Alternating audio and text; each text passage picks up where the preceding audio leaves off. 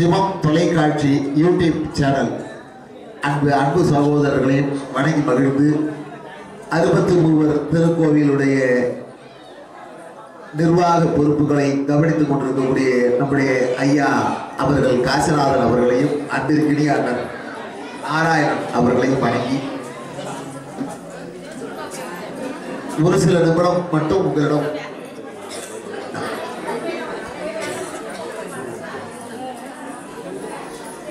சமீபத்தில் நீங்கள் திருப்பதி சென்று பெருமாளை வணங்குவதற்கு நேரம் இல்லாதவர்கள் சாத்தனூர் வந்தே வணங்கலாம்.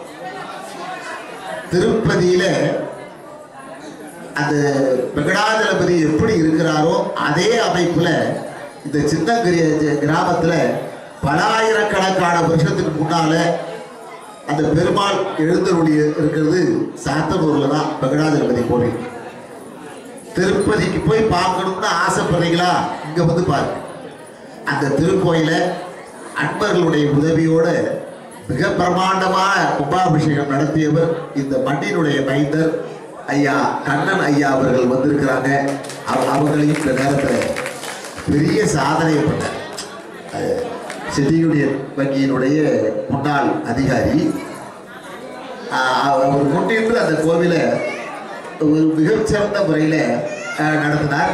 அந்த சுவாமியை பார்க்கும்போது திருப்பதி போகணுங்கிற எண்ணமே என்னை போன்றவர்களுக்கெல்லாம் இல்லை. அப்படி எண்ணம் வந்தால் சாத்தனூர்ல வந்து தரிசனம் பண்ணாலே போதுங்கிற எண்ணத்தை உருவாக்கினார்.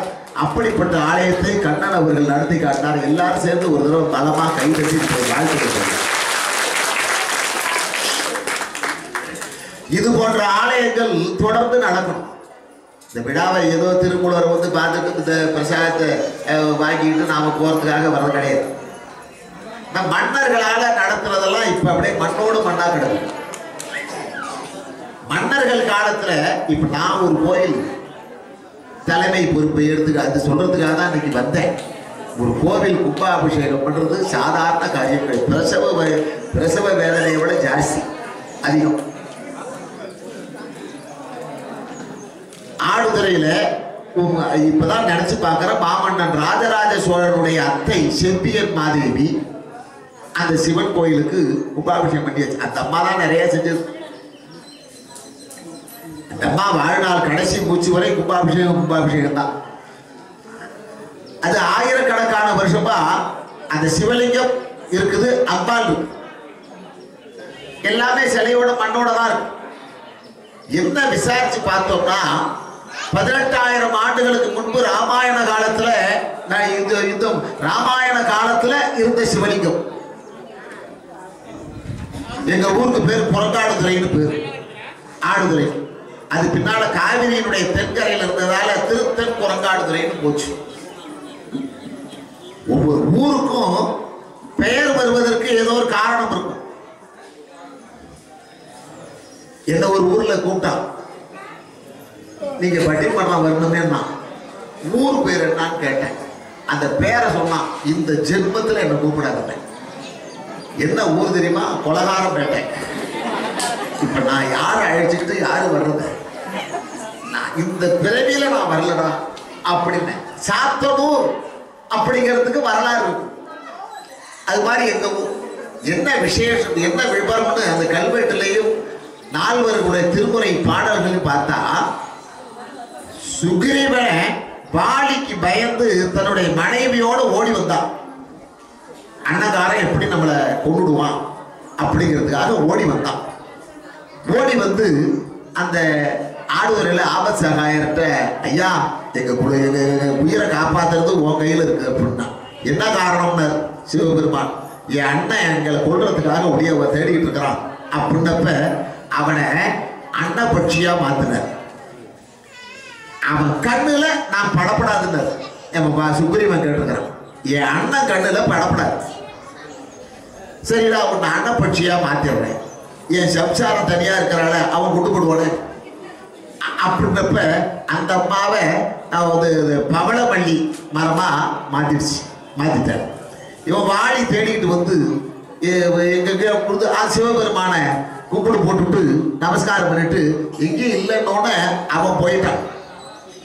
அப்ப திரும்பவும் சுக்ரீவனை உருவமாக்கி அவன் சம்சாரத்தை உருவமாக்கி அப்பதான் சுக்ரீவன் கையெடுத்து வணங்கினான். இந்த உயிர் பிச்சை கொடுத்து எனக்கு ஆபத்துக்கு காப்பாத்துன இல்ல, அதனால அவன் சொன்னான், அவன் தான் சுக்ரீவன் தான் சொன்னான், ஆபத் சகாயேஸ்வரா நீ தான் எங்களை காப்பாத்தின உயிர் பிச்சை கொடுத்த, அதனால அவருக்கு பேரு ஆபத் சகாயேஸ்வரர்னு பேரு. அது ஆடுதுறை சிவாலயம். இது ஆபத் சகாயம். புறங்காடுதுறைன்னு ஏன் வந்துச்சு? காரணம் வேணும்ல.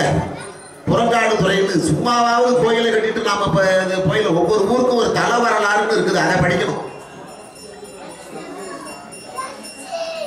ஆஞ்சநேய சுவாமி கைலாயத்துல, ஆஞ்சநேய சுவாமி வந்து வாயுபுத்திரன், கைலாயத்துல வீர வாசிச்சுட்டு இருக்கிற மகதின்னு பேரு அந்த இசை. நாரதர் கேட்டு மயங்கிட்டு இருந்திருக்கிற கடுமையான பனி பொழியும் போது அந்த இசைச்சார்ல அது வந்து சரியா இல்லை. நான் ஒருத்தன் வந்து உன்னுடைய வாத்தியத்தை இசையை நான் ரசிச்சுட்டு இருக்கிறேன், நீ இப்படி தப்பு தப்பா போட்டுட்டிய அப்படின்னு உன்னுடைய இசை இந்த நிமிஷத்தோட மறந்து போடும், உன்னுடைய இசை ஞானம் இந்த நிமிடத்தோட மறந்துடுறதுன்னு சாபம் விட்டுட்டு போயிட்டார் நாரத முனிவர். அப்ப இதுக்கு என்ன வழிங்கும் போது பக்கத்துல இருக்கக்கூடிய மகரிஷிகள் சொன்னாங்களாம், உன்னுடைய தலைவன் சுக்ரீவன் உயிரை காப்பாத்தினார்ல தென்னாட்டுல, உயிரை காப்பாத்தினார்ல, அங்க போய் அவரை போய் பாருன்னு மற்ற முனிவர்கள் சொல்லி அவன் ஆஞ்சநேயர் வந்து இந்த இடத்துல வந்து கோபுரம் அந்த சிவனுக்கு முன்னால கொஞ்சம் தூரத்துல வந்தோடனே பார்வதி பரமேஸ்வரன் விநாயகர் முருகப்பெருமானோட ரிஷப வாகனத்துல அந்த ஆஞ்சநேயருக்கு காட்சி கொடுத்தார் அந்த சிவன். அப்பதான் சிவசிவான்னா ஆஞ்சநேய சுவாமி உள்ள வந்து எனக்கு இந்த நாரதர் விட்ட சாபம், அதுக்காகத்தான் உங்களை பார்க்க வந்தேன்னொன்னு, என்னைக்கு நீ என்னுடைய வாசல்ல வந்து என்னை பார்த்து சிவசிவான்னு சொன்னியோ அன்னையோட அந்த சாபம் நிவர்த்தி ஆயிடுச்சுறாங்க. அப்ப ஆடி பாடி மகிழ்ச்சி அடைந்து சிவலிங்கத்து மேல உருண்டு புரண்டு கட்டி பிடிச்சி அவர் ஆஞ்சநேய சுவாமி அவருடைய தொழுது வணங்கினதாலதான் குரங்கு ஆடிய துறை என்ற காரணத்தினால்தான் குரங்காடு துறை என்ற பெயரே அந்த ஊருக்கு வந்திருக்குதுன்னு இப்ப ஒரு பெரிய பெருமையை அந்த அதிசயத்தை வரலாறு தெரிஞ்சுக்கும். இது 15,000 ஆண்டுகளுக்கு முன்பு ராமாயண காலத்தில் நடந்த சம்பவம்.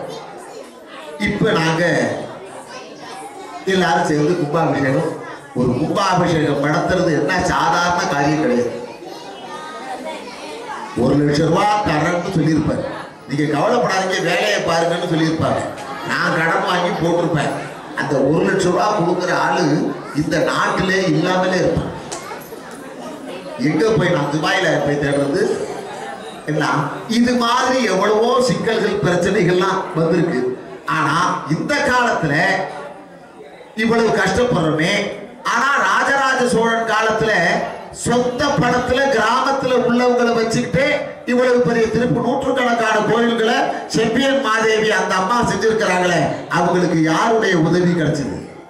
எல்லாம் சிவபெருமானுடைய உதவி கொண்டுதான். அவனை நம்பி இறங்குறாங்க. தஞ்சாவூர் கோயிலுக்கும் பெரிய கோயிலுக்கும் தஞ்சாவூர் மாவட்டத்தில் கருங்கல் கிடையாது. புதுக்கோட்டை மாவட்டத்தில் ஒரு புதுக்கோட்டையை தாண்டி ஒரு 40 மைலுக்கு அப்பால் தான் அப்படிப்பட்ட மலை பாறைகள் இருந்துச்சு. அந்த காலத்துல பிரிட்ஜ் கிடையாது, பொக்லின் மிஷின் கிடையாது. அந்த சன்னிதியில் இருந்து இந்த பசு விக்கிரகம் இருக்குல்ல, இது வரைக்கும் நீட்டுக்கு 2 பேர் படுத்து நீளமா படுத்திருந்தா என்ன அகலமோ அது போல ஒரு ஆள் அகலத்துக்கு அவ்வளவு பெரிய கருங்கல் பாறையை எந்த சக்தியால கொண்டு வந்து சேர்த்தான் ராஜராஜ சோழன். அப்பெல்லாம் காட்டா இருக்கும். 1000 வருஷத்துக்கு முன்னால எந்த பாலமும் எதுவுமே கிடையாது, காட்டா இருக்கும். எந்த நேரத்திலையும் வரும். எதை வச்சு அவ்வளவு பெரிய பாறையை இப்ப இருக்கக்கூடிய மிஷின் தூக்கி வைக்க முடியாது. அது மாதிரி பாறையெல்லாம் கொண்டு வந்து வச்சு 36 அடிக்கு கீழே அந்த அஸ்திவாரத்தை தோண்டி அந்த மேல இருக்கக்கூடிய 8000 கிலோ எடை உள்ள அந்த ஒரே கல் இருக்குல்ல, அதுக்கு சாரம் போட்டு ஏத்திருக்க. சாரம் போட்டு மண்ணை கொட்டி கோபுரத்தெல்லாம் கட்டி முடிச்சு விட்டு அந்த 8000 கிலோ வெயிட் எடை உள்ள அந்த கோபுரத்துல மேல அந்த கல்லை ஏத்தலாம். அந்த கல்லை ஏத்துறதுக்கு எவ்வளவு சாரம் சுத்தி அவன் போட்டிருப்பான், எத்தனை பேர் அசைச்சிருப்பாங்க, அதுவும் சரியா அமையணும். இந்த மண்ணு ஏத்துறதுக்காக அந்த கற்கள் அப்படி மேல கொண்டு போறதுக்காக மண் எடுத்தான். தஞ்சாவூர் பக்கத்துல ஒரு 5 கிலோமீட்டர் தூரத்துல மண்ணு கொட்டியா உடனே 1 கிலோமீட்டர் தூரத்துக்கு இந்த மணலை கொட்டி மேடை ஏத்தினாதான் மணலை அந்த அந்த பாறையை கொண்டு போக முடியும். அந்த பள்ளத்துல தோண்டினதால அந்த ஊருக்கு பேர் சார பள்ளம்னு வச்சான். சாரத்துக்கு மண் எடுத்ததால அந்த ஏற்பட்ட ஊர், அந்த கிராமத்துக்கு சார பள்ளம்னே பெயர் வச்சான். இதெல்லாம் சாதாரண காரியம் கிடையாது. சாதாரண ஒரு நம்முடைய பிரம்மாண்டமான கோயில்களுக்கு நாம போறோம்னா அதற்காக அந்த மன்னர்கள் எதற்காக இவ்வளவு கஷ்டப்பட்டு கட்டினாங்கன்னா, நாமெல்லாம் நன்றாக வாழ வேண்டும், இறை வழிபாடு செய்ய வேண்டும், அந்த ஆண்டவனுடைய ஆசீர்வாதத்தை இந்த மக்கள் பெற வேண்டும் என்ற ஒரே காரணத்திற்காகத்தான் அந்த மாமன்னர்கள் அப்படிப்பட்ட கோயில்கள் எல்லாம் கட்டி முடிச்சார். அந்த வகையில இந்த ஊர்ல நிறைய கோவில் இருந்தாலும் மூலன் என்பவன் திருமூலராக உருவாகிய காரணத்தினால தனியா ஒரு கோவில் இங்க ஏற்படுத்தணும் என்ற பெரும் முயற்சியில நம்முடைய சென்னை முனைவர் மகாதேவன் ஐயா அவர்கள், நம்முடைய அன்பு தம்பி சந்திரசேகரன் அவர்கள், இன்னும் பல பெரியவர்கள், நம்முடைய கண்ணன் ஐயா அவர்கள், இன்னும் அருளாளர் காசிநாதன் அவர்கள், நாராயணன் அவர்கள், நம்முடைய திருவையாறு பஞ்சாயத்து நிர்வாக அதிகாரி கலைச்செல்வன் அவர்கள், இன்னும் சொல்லட்டுமா? இப்ப எல்லாரும் நான் ஒரு 2 பேரை காட்டுறேன், அவங்களை அத்தனை பேரும் நீங்க பார்த்து ஒரு தடவை கேட்கணும். இந்த கோவிலை கட்டுனது இன்ஜினியர் வேணும்ல, அதெல்லாம் இருந்து அஸ்திவாரம் போட்டு எல்லாம் கட்டி முடிக்கிற வரைக்கும் இதை கட்டி முடித்தவர்கள் 2 பேர். மரியாதைக்குரிய ஐயா காசிநாதன் அவர்களும் ஐயா நாராயணன் அவர்களும். இந்த 2 பேரும், இவர் தான் திருப்பனந்தாளுக்கு பக்கத்தில் திருமாப்பாடி சேகரூர்ல 63 மண்டபத்தையும் கட்டி முடிச்சவர் இவர் தான். இது அவங்க வாழ்நாள் பூரா இந்த திருப்பணி தான் இவங்களுடைய வேலை. அந்த வகையில் இவங்க எல்லாத்தையும் பாராட்டி நம்முடைய அருளாளர்கள் எல்லாரையும் அரவணைச்சு அழைத்து கொண்டு இந்த விழாவை இப்போ செய்கிறாருன்னா சந்திரசேகரன் எனக்கு நல்லா தெரியும். குறைந்தபட்சம் இந்த சம்பத்ரா அபிஷேகம் ஆண்டு விழாவை நடத்துறதுக்கு இவர் ஆரம்பித்தது சரியாக 1 மாத காலம். இவருடைய குடும்ப வேலை, விவசாய வேலை எல்லாவற்றையும் அப்படி ஒதுக்கி வைத்து விட்டு அந்த பணம் வசூல் பண்ணணுமே அதுதான் சாதாரண காரியம் கிடையாது. அதை எல்லாத்தையும் முடித்து இவ்வளவு காரியத்தை பண்றவர் நம்முடைய அன்பு தம்பி சந்திரசேகரன். அவருக்காக நீங்க எல்லாருமே ஒரு வார்த்தை நன்றி.